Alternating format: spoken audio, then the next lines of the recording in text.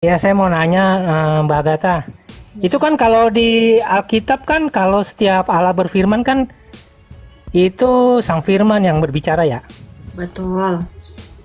Nah, ketika Yesus dibaptis kan ada suara dari surga tuh. Inilah anakku yang kukasihi. Nah, itu yang berbicara Bapa atau Sang Firman? Bapa dengan firman-Nya lah. Berarti Sang Firman dong ya. Ya, Bapa itu berbicara kan melalui firman. Makanya Bapak Iya. berbicara apa? Inilah anak yang kukasihi, kepadanya lah aku berkenan. Dengarkanlah dia. Kalau yang berbicara adalah sang firman, sang anak, masa sang anak bilang inilah anak yang kukasihi? Anak ngomong sama anak gitu. Ya kan Bapak kan kan makanya itu kan kalau di Trinitas kan firman itu kan pribadi yang berbeda kan dengan Bapa. Sedangkan Bapa kan berfirman selalu menggunakan sang firman ini kan. Lalu? Jadi kan kalau misalnya gini lah, kalau misalnya firman itu bukan pribadi, berarti benar Bapa yang berbicara, karena itu firmannya.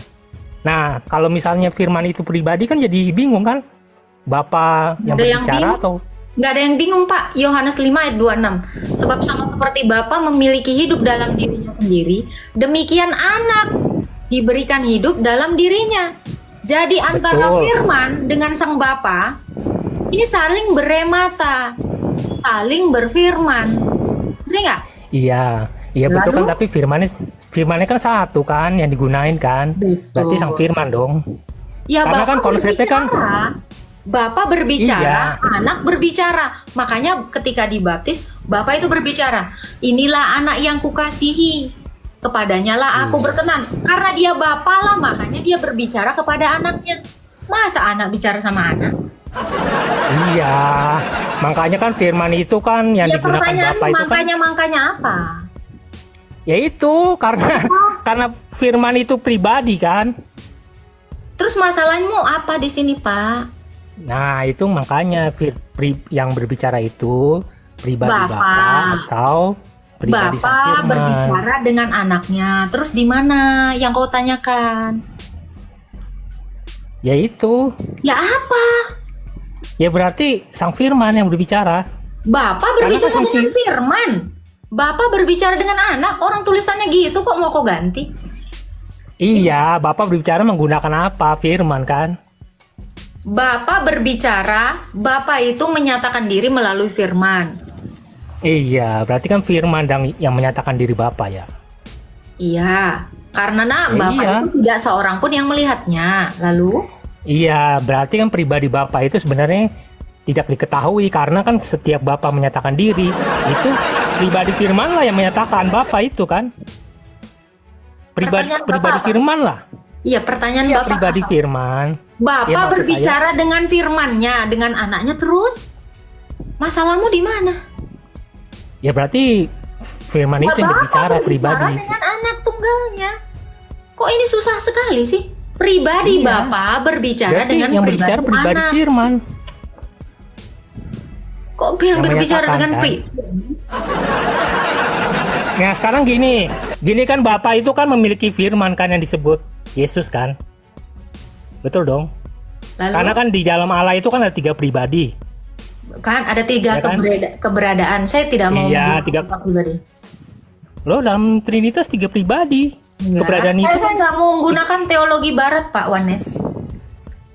iya, 3 keberadaan itu kan berupa pribadi. 3 hipostasi. Bukan. Iya, tapi itu dalam bentuk firman itu pribadi, Roh Kudus itu pribadi kan. Gimana dalam Beda bentuk kalau pribadi? misalnya- Coba kau jelaskan. Kenapa dikatakan firman itu bentuk pribadi? Coba kau jelaskan dulu. Kenapa dia disebut pribadi? Nah itu konsep Trinitas begitu. Kenapa firman itu disebut pribadi? Coba. Ya itulah konsep Trinitas, Kamu tanya lah. nggak bisa jawab. Itulah. Kamu menggunakan Iya. isu pribadi, tapi kamu nggak bisa menjelaskan pribadi itu apa. Coba kau jelaskan Ya, pribadi itu pribadi. apa. Ya pribadi, maksud saya kan. Ya apa kalau pribadi dalam- itu apa, Pak? Iya, Trinitas itu kan. Ke Trinitas itu bukan mengakui. pribadi. Iya, Trinitas pribadi, itu. pribadi itu apa? Coba Pak Wanes. Iya, Trinitas itu kan menggambarkan Allah itu memiliki tiga pribadi kan? Pribadi itu apa? Saya tanya. Ya pribadi itu. Ya pribadi itu apa? Kau jelaskan kau aja. Ya persona. Persona. Ya persona itu apa? Persona. Ini kok cuma Jadi ganti gini. bahasanya doang. Ibarat kan kata good dengan baik. Jadi gini. Ya good adalah baik, Jadi gini. baik adalah good. Jadi gini, kalau firman itu bukan pribadi. Udah kau aja nggak tahu apa pribadi. Terus kau mau bilang itu pribadi? Saya nggak gunakan diksi pribadi. Ya, maunya pribadi. Saya tanya pribadi, ya pribadi personae. Personae apa? Ya pribadi. Pribadi apa? Personae. Good itu baik, baik itu good. Kau nggak menjelaskan. Lagi lempar-lempar ini bola pingpong. Pribadi apa? Kau nggak jawab. Saya bilang realitas, kau nggak terima. Ya udah, kalau saya menggunakan diksi realita atau hipostasis, saya jelaskan. Saya bisa menjelaskan itu. Kamu nggak bisa. Terus kamu ngapain? Pribadi. Ibarat kata nanti, kenapa saya tidak menggunakan diksi pribadi? Ibarat kata Om Willy dengan saya, dengan bapak kakek-kakek ini diikat jadi satu. Karena pribadi. Makanya saya nggak gunakan diksi pribadi. Tetapi hipostasis atau realita. Atau realita itu keberadaan. artinya keberadaan. Nah, kayak suara saya ini nggak bisa saya bilang pribadi, tapi hipostasis. Berbeda dengan badan saya, berbeda dengan nafas saya. Ini sama-sama keberadaan. Tiga yang berbeda, tiga realitas dalam satu ini. Hakikat, Agatha namanya. Hakikatnya manusia. Om Willy aja ngerti kok. Tritunggal itu adalah satu Allah dengan tiga realita berbeda. Realita firman, Bapa, dan Roh. Selesai. Kalau pribadi nanti, apalah itu pribadi? Pingsan kau. Kutanya pribadi, lain lagi nanti jawabmu. Kan pening. Kalau dikasih tahu orang tua itu dengar, manut. Masih kecil kok so tahu. Udah ikut aja apa kata Agatha. Ya nggak Om Willy?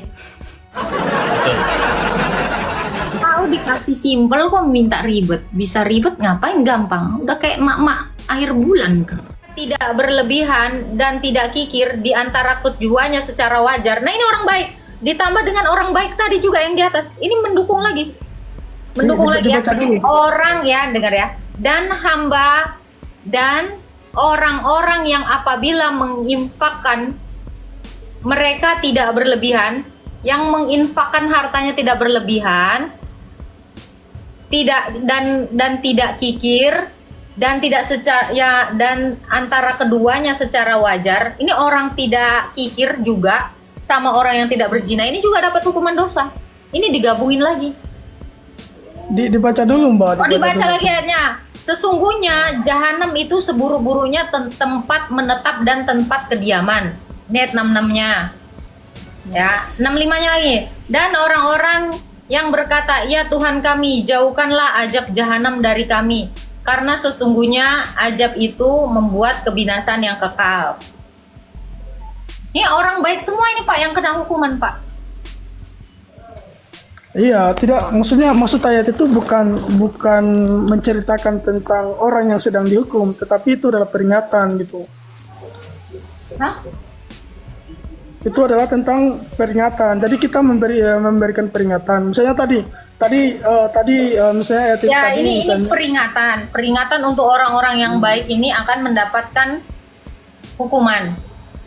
bukan. Tadi misalnya tadi yang disebutkan tadi orang yang ayat sebelumnya tadi itu kan bukan diartikan bahwa nanti orang yang melakukan mengeluarkan zakat atau mengeluarkan apa namanya sedekahnya itu akan kena aja, bukan seperti itu, tapi itu diberikan apa namanya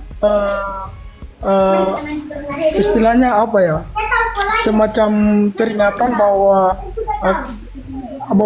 jahanam itu lebih sadis begitu. Oh, karena jahanam itu sadis, terus jadi orang-orang yang tidak berzina itu masuk jahanam gitu. Enggak, yang kita harus pahami dulu yang kata demikian itu maksudnya gini.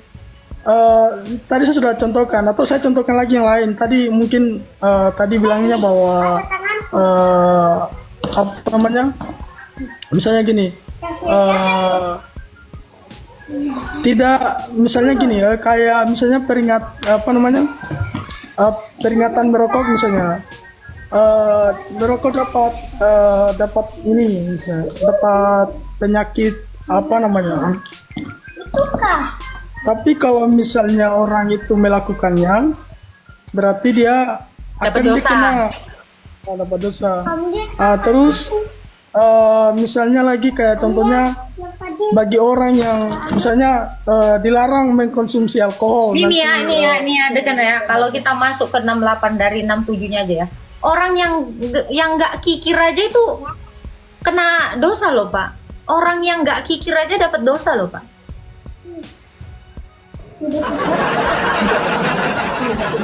Nah, ini kan 667-nya itu kan termasuk orang-orang baik nih, yang ada di 68, 67 itu nyambung.